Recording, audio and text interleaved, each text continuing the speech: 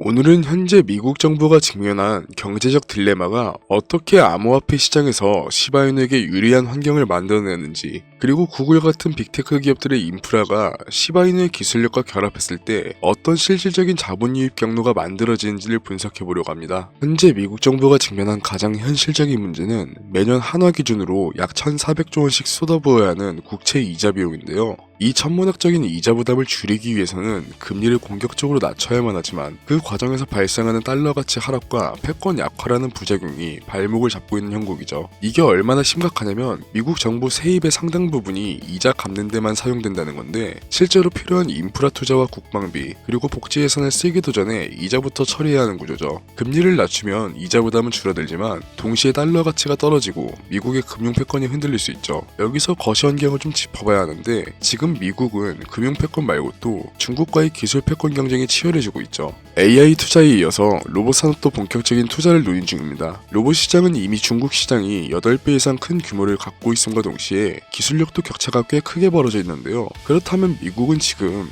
AI 산업을 중국과의 격차를 벌려야 하고 로봇 산업은 따라잡아야 한다는 거죠. 그런데 여기에 가장 필요한 건 막대한 자금이겠죠. 당장 이자를 갚는 데만 사용하는 예산을 생각해본다면 적극적인 투자가 이뤄질 수 없을 거고, 멀리 봤을 때 따라잡히고 따라잡지 못하는 상황이 만들어집니다. 당장 이자 때문에 투자를 하지 않았다가는 앞으로의 50년, 100년이 암울해질 수도 있는 거죠. 이걸 노리고 중국이 미국 국채를 계속해서 매입하고 있기도 한데, 이런 견제를 막아내려면 금리 인하를 할 수밖에 없는 상황이 되는 겁니다. 그래서 미국은 지금 달러의 지배력을 디지털 화폐로 확장하여 국채 수요를 민간 영역에서 강제로 창출하려는 건데요. 그럼 금리 인하로 달러 가치가 떨어지는데 어떻게 디지털 화폐로 이걸 막을 수 있냐 생각이 드실 겁니다. 바로 스테이블 코인 발행사들이 준비금의 100%를 미국 국채로 채우도록 의무화하는 법안을 이용하는 겁니다. 전 세계 사용자들이 스테이블 코인을 쓰면 쓸수록 미국의 부채 문제가 해결되는 고도의 금융공학적 설계죠. 어떻게 작동하냐면, 달러 스테이블 코인은 발행할 때 그만큼의 달러를 담보로 보유해야 하는데, 그 달러를 그냥 금고에 쌓아두는 게 아니라 미국 국채를 사는 데 쓰는 거죠. 즉, 전 세계 사람들이 암호화폐 거래를 위해 스테이블 코인을 많이 쓸수록 자동으로 미국 국채 수요가 늘어나는 구조가 만들어지는 겁니다. 미국 입장에서는 달러 약세 압력은 완화하면서 또 국채는 계속 팔 수 있으니 일석이조인 거죠. 수요를 통해 달러 가치 하락을 상쇄시킨다는 겁니다. 이 과정에서 시바이누가 개발 중인 스테이블 코인이 왜 기회가 되냐면, 규제 가이드라인을 준수하며 디지털 달러 핵심 전송망 역할을 수행할 수 있는 위치에 있기 때문이죠.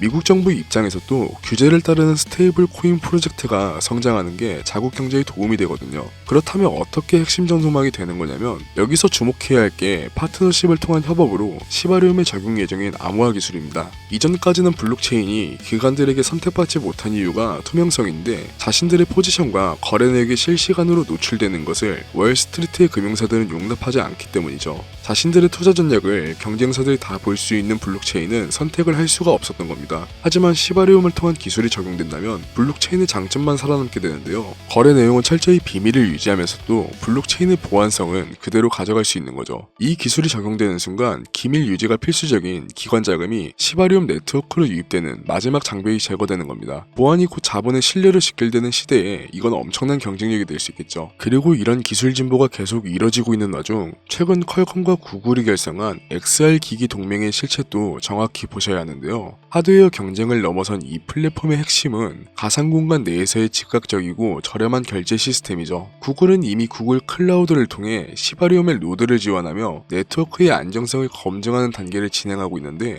이건 단순한 협력이 아니라 구글이 시바리움의 기술적 안정성을 직접 확인했다는 의미입니다. 구글페이의 API 인프라가 암호화폐 정산 기능을 고도화하면 수억 명의 사용자가 구글 아이디만으로 시바이누를 이용하는 통로가 완성될 수 있는 거죠. 그리고 대표적인 사례가 또 있는데, 위메이드와의 파트너십입니다. 시바이누의 실사용 사례를 게임 경제라는 실물 매출 시장으로 확장한 결정적인 계기인데요. 위메이드의 위믹스 플레이 생태계가 추진하는 옴니체인 전략의 핵심 파트너로 시바이누가 선택된 건 전 세계 140만 명의 활성 홀더가 가진 압도적인 유동성 때문인데, 위믹스의 게임 자산들이 시바리움 네트워크와 연결되면서 한국의 게임 자본이 시바이누 네트워크로 자연스럽게 흘러들어오는 큰 파이프라인이 구축된 겁니다. 실제로 게임 내 아이템 거래나 보상 지급에 시바이누 기반 토큰이 사용되면 실사용 사례가 늘어나면서 생태계 가치가 올라갈 수 있겠죠. 거기다 시바리움 네트워크의 비용 효율성은 벌어질 수억 건의 결제를 처리하기 위한 중요한 조건인데요. 하드포크를 통해 낮은 수수료 체계를 구축한 시바리움은 기업들이 비용 절감을 위해 선택할 수 있는 옵션으로 자리 잡은 만큼 충분한 경쟁력을 가질 겁니다. 기업들이 비용 절감을 위해 시바리움을 선택하는 건 수익의 관점에서 합리적인 선택이거든요. 그리고 이렇게 늘어가는 파트너십과 함께 시바이누가 제도권으로 진입할 날이 머지 않았다고 느껴지는 데이터들이 있습니다. 우선 일본 시장에서 확인되는데요. 무려 일본 금융청에 그린리스트에 편입된 건데 이건 비트코인이나 이더리움과 동등한 법적 지위를 확보했다는 뜻입니다. 특히 그린리스트 자산에 대한 세제 개편안 준비 중인데 이건 아시아의 거대 고래들이 시바이누를 장기 투자 포트폴리오에 담게 만드는 가장 강력한 경제적 요인이 되고 있기도 하죠. 일본은 G7 국가 중 밈코인 기반 자산을 공식 승인한 최초의 국가라는 점도 상징적으로 받아들일만 하고요. 일본에 이어서 미국 자산 운용사들의 움직임도 예사롭지 않은데 하나로 약 1,500조 원을 운용하는 T 로우프라이스 그룹이 시바이누를 편입 가능한 자산으로 분류하기도 했습니다. 이미 해당 자산의 유동성과 보안성이 월가 기관들의 내부 검증을 통과했음을 의미하는 만큼 다음 ETF로 진입할 만한 유력한 후보군으로 자리 잡았다는 거죠. 그리고 기관들의 검증을 통과할 만한 게 현재 시점 기준으로 온체인 데이터를 보면 실제 활동이 증가하고 있다는 걸 확인할 수 있는데요. 최근 이런 대규모 물량이 중앙화 거래소에서 외부 지갑으로 이동하며 유통량을 잠그고 있습니다. 거래소의 제공 물량이 감소하고 있는 건 대형 보유자들이 장기 보유를 위해 물량을 거래소 밖으로 옮긴 것으로 해석해볼 만하죠. 이건 고래들이 2026년 미국의 클래리티 법안 통과와 규제 불확실성이 완전히 거치는 시점을 내다본 매집 활동으로 볼 수 있습니다. 그리고 미국의 연준 의장 교체가 예정되어 있는데 앞서 맨 처음 말씀드린 이유대로 저금리 기조를 지지하는 인사를 세울 수밖에 없을 거고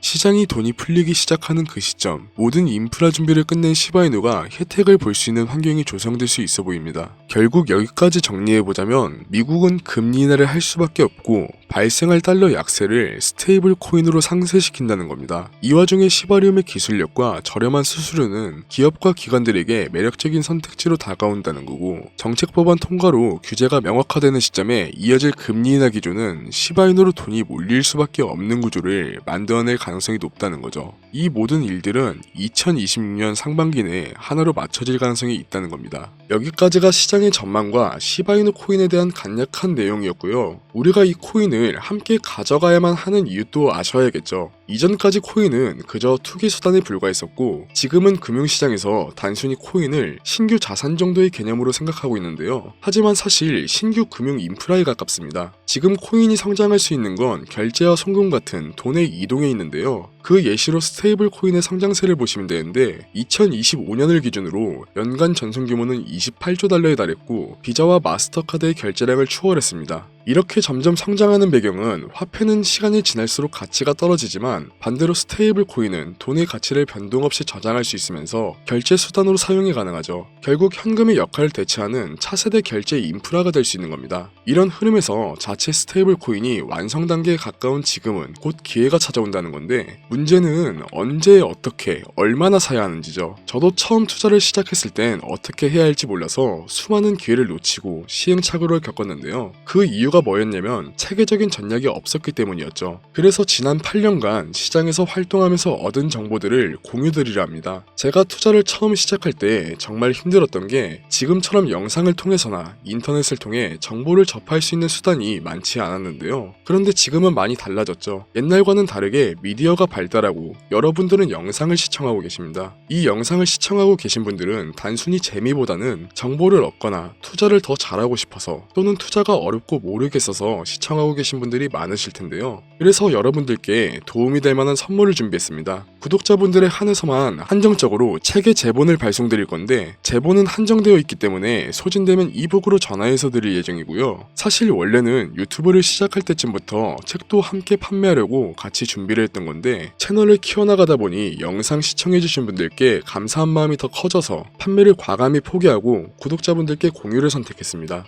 우선 신청 방법 먼저 설명드릴게요. 채널 구독 확인용 댓글로 구독 완료라고 남겨놓아 주시면 제가 대댓글로 링크를 남겨놓을 건데 그 링크를 통해 접속 후 전자책 무료 신청 또는 종목 요청하기 중 원하시는 걸 클릭해 주시면 되고요. 모바일로 시청 중이신 경우 클릭 후에 자동으로 문자로 넘어가는데 문자 그대로 전송해 주시면 되고 PC는 양식 작성해 주신 다음 제출 주시면 됩니다. 항상 댓글은 제가 수시로 확인하고 있지만 늦은 시간대엔 확인이 어려울 때가 있어서 빠르게 받고 싶으신 분들은 영상 설명란에 있는 링크로 접속하셔도 동일하게 진행 가능하시고요. 그리고 지금 보여드리는 건 책의 일부분인데 투자가 처음이신 분들도 이해하기 쉽게, 투자에 해박하신 분들은 지금보다 한 단계라도 더 아실 수 있게 정리가 되어 있는데요. 누구나 다 알 수 있고 이론적인 투자 지침이 아니라 실전 투자에 대한 구체적인 내용을 함께 담았고요. 원래는 채널도 키울 겸 제본 대신 영상 업로드로 올리는 것도 생각해봤었는데 지금보다 영상이 더 올라가고 많아지게 되면 일일이 어떤 영상이었는지, 영상 몇 분에 무슨 내용이 나왔는지 찾기 번거로우실 것 같아서 제본으로 드리는 걸 선택했습니다. 마지막으로 구독과 좋아요 그리고 댓글 꼭 부탁드리고 다음 영상은 더 좋은 영상으로 찾아뵙겠습니다. 트레이더 김준수였습니다. 시청해주셔서 감사합니다.